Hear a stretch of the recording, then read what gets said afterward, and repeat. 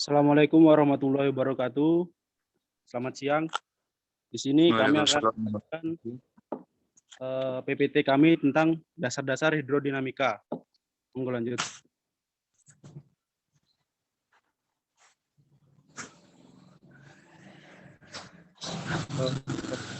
Kelompok kami terdiri dari 3 orang. Yang pertama Andi Kurniawan, saya sendiri, kedua Gede Budi Sandiarta, dan yang ketiga Ardiansyah Saputra.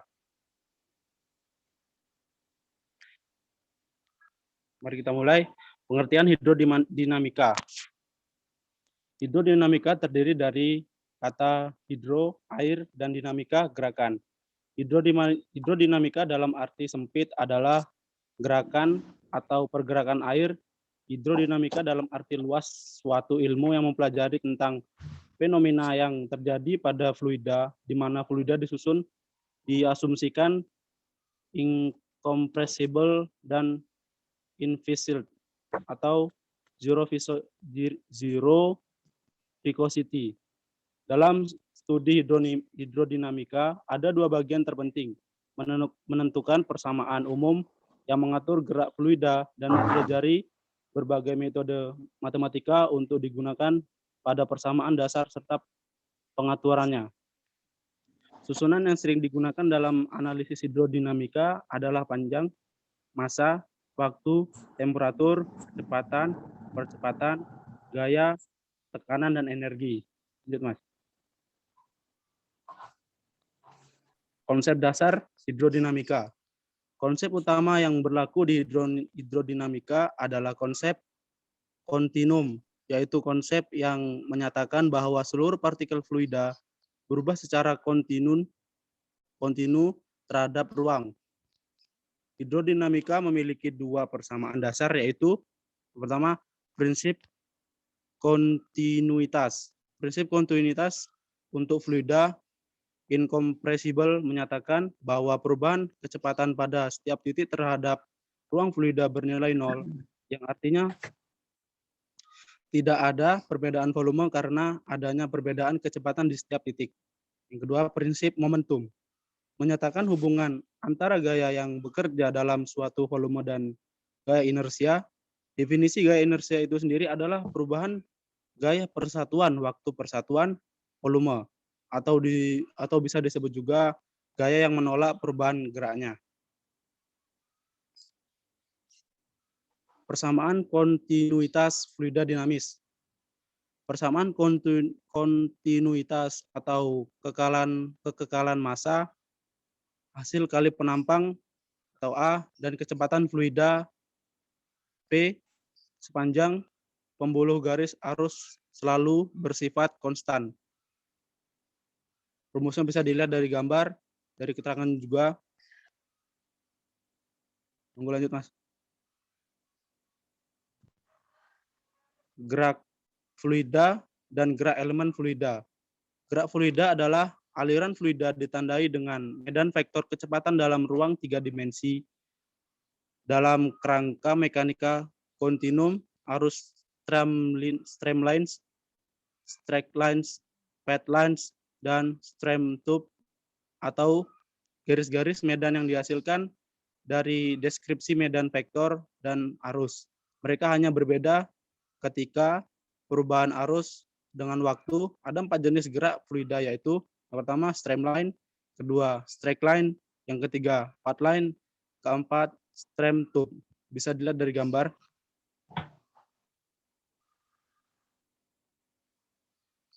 Presentasi selanjutnya akan dibacakan oleh teman saya Ardiansyah Saputra. Bisa dilanjut. Oke, Assalamualaikum warahmatullahi wabarakatuh.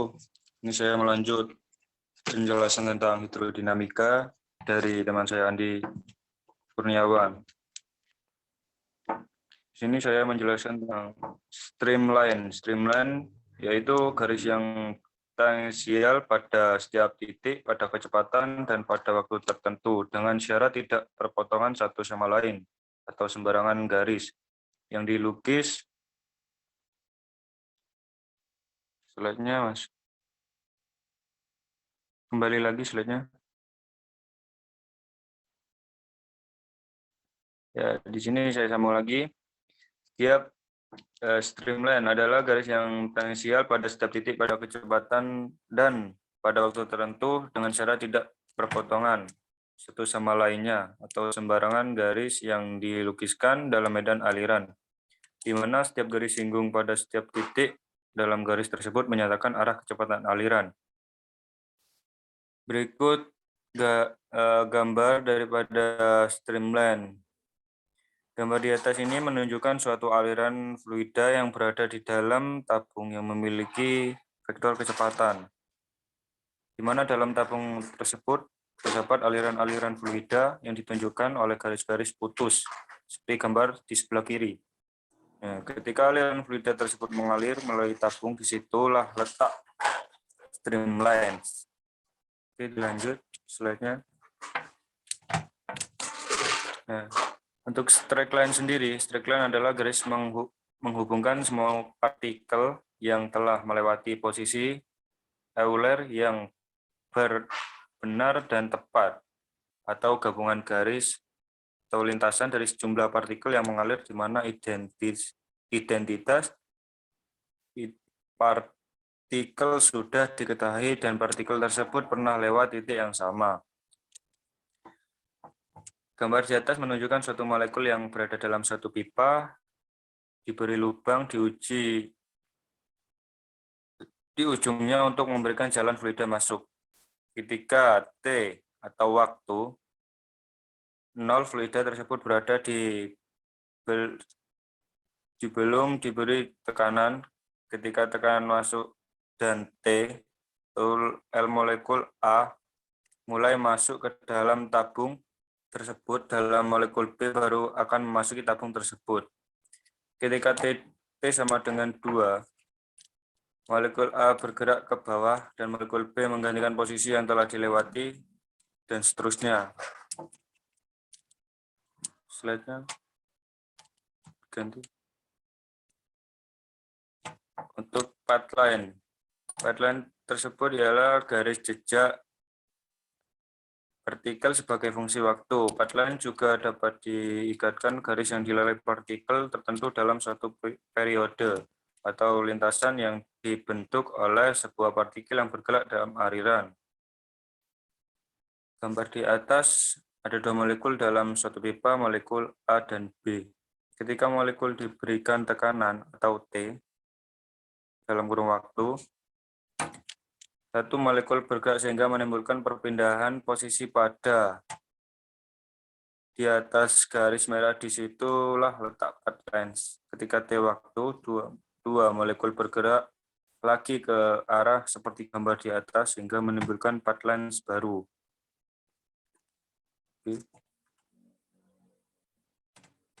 Stream tube. Stream tube adalah garis-garis streamlines yang berada pada suatu pipa yang membentuk suatu aliran pipa di dalamnya dan memiliki kecepatan vektor.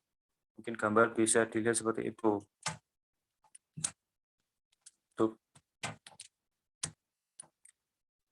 Gerak fluida dan gerak elemen fluida. Gerak elemen fluida sendiri ialah gabungan dari bermacam-macam gerak utama yang berbeda. Terdapat 3 macam gerak utama elemen fluida, yaitu 1. Gerak translasi, di mana gerak translasi tersebut terjadi apabila gerak partikel fluida yang homogen atau pergerakan yang tidak disertai perubahan kecepatan, sehingga partikel fluida yang berpindah tepat dan tidak berubah bentuk. Yang kedua, deformasi. Deformasi yaitu A. Dilatasional atau linear deformation. Deformasi linear disebut juga volumetric deformation atau dilatasi, di mana terjadi perubahan bentuk tanpa terjadi perubahan orientasi dan elemen yang ada, sehingga bidang yang ada pada tegak lurus tersebut elemen dan tetap tegak lurus, namun hanya bertambah besar ataupun panjang. Oke, selanjutnya yaitu gerak fluida dan gerak elemen fluida. Melanjutkan tadi, B. Angular dan tegangan besar, geser.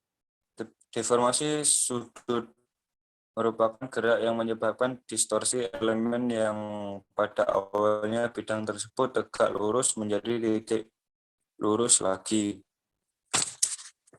Ya, untuk yang ketiga, untuk melanjutkan gerak fluida dan gerak elemen fluida yaitu rotasi. Rotasi merupakan gerak yang hanya berputar merubah koordinat saja tanpa merubah bentuk atau tanpa distorsi. Gambar bisa dilihat di bawah ini. Oke. Untuk selanjutnya teman saya akan menjelaskan, Budi Sandiarta.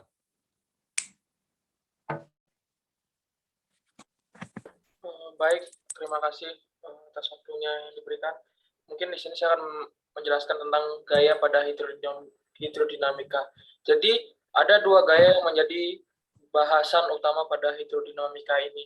Antara lain yang pertama adalah gaya internal. Jadi gaya internal ini merupakan hasil interaksi molekul dari bagian dalam suatu massa fluida. Yang kedua adalah gaya eksternal. Jadi gaya eksternal ini merupakan gaya yang berasal dari luar massa fluida. Gaya luar ini dibagi menjadi dua, yaitu gaya P, gaya permukaan, dan gaya badan. Jadi gaya permukaan ini adalah gaya yang bekerja di permukaan, lebih tepatnya gaya yang bekerja di dalam lapisan batas. Jadi gaya permukaan ini terbagi lagi menjadi gaya normal dan gaya geser. Gaya normal adalah gaya yang selalu tegak lurus bidang permukaannya, dan gaya geser adalah gaya pada lapisan-lapisan fluida. Yang kedua, pada gaya badan adalah per definisi adalah gaya yang bekerja di seluruh partikel yang ada di badan fluida. Gaya ini proporsional dengan massa fluida dan disebabkan oleh gaya gravitasi. Gaya badan besarnya selalu sama dan hanya tergantung pada massa. Sebagai contoh, gaya badan adalah gaya kapiler, gaya Gauss tropik, gaya Coriolis, dan gaya gravitasi.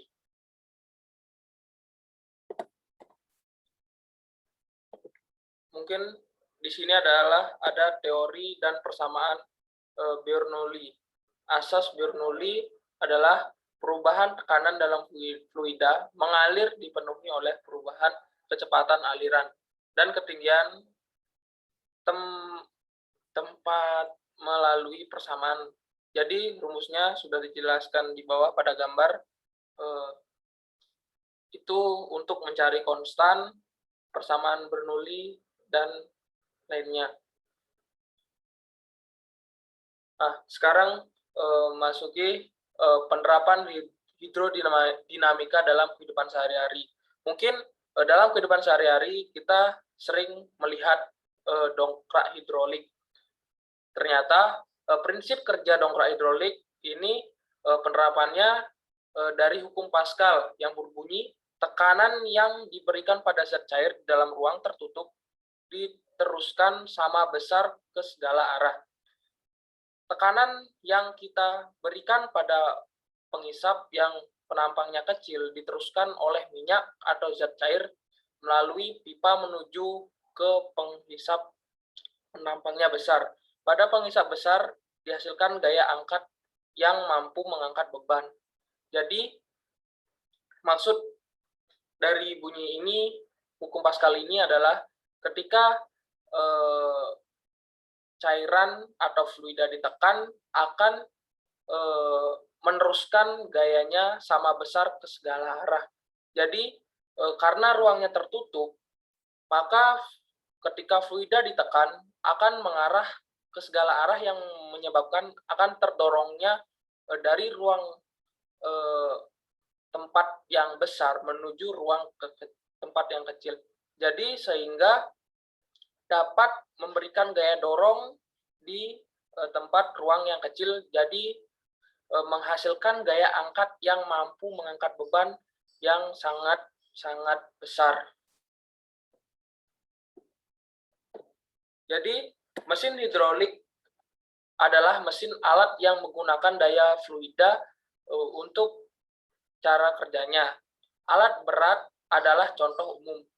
Dalam jenis mesin, cairan tekanan tinggi disebut hidrolik fluida. Ditransmisikan seluruh mesin ke berbagai hidrolik motor dan silinder hidrolik.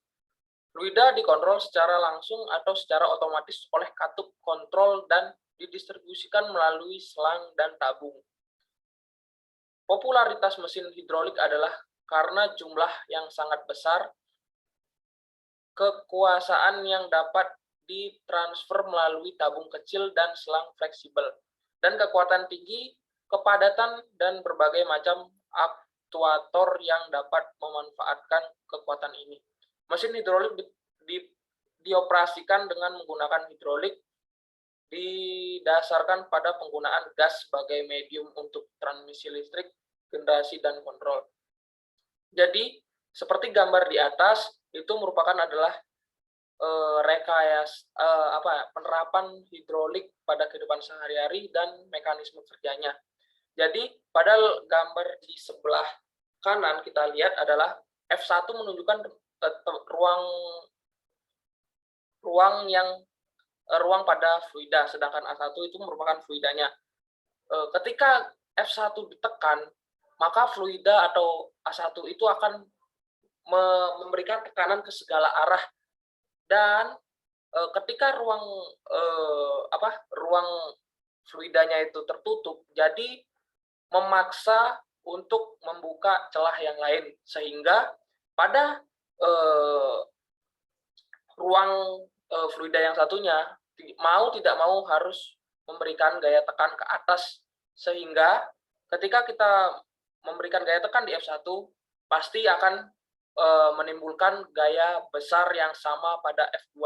Jadi sehingga dapat mengangkat suatu benda yang cukup besar. Karena fluida ini dia berbentuk cair ataupun gas.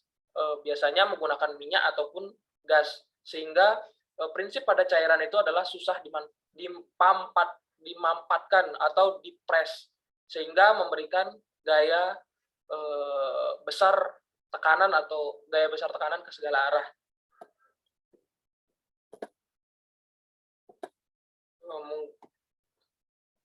Mungkin sekian dari hasil yang saya dapat paparkan. Mohon maaf jika ada kesalahan kata dalam pengucapan dari saya dan teman-teman saya, disengaja maupun tidak disengaja. Akhir kata saya ucapkan terima kasih. Assalamualaikum warahmatullahi wabarakatuh. Waalaikumsalam warahmatullahi wabarakatuh.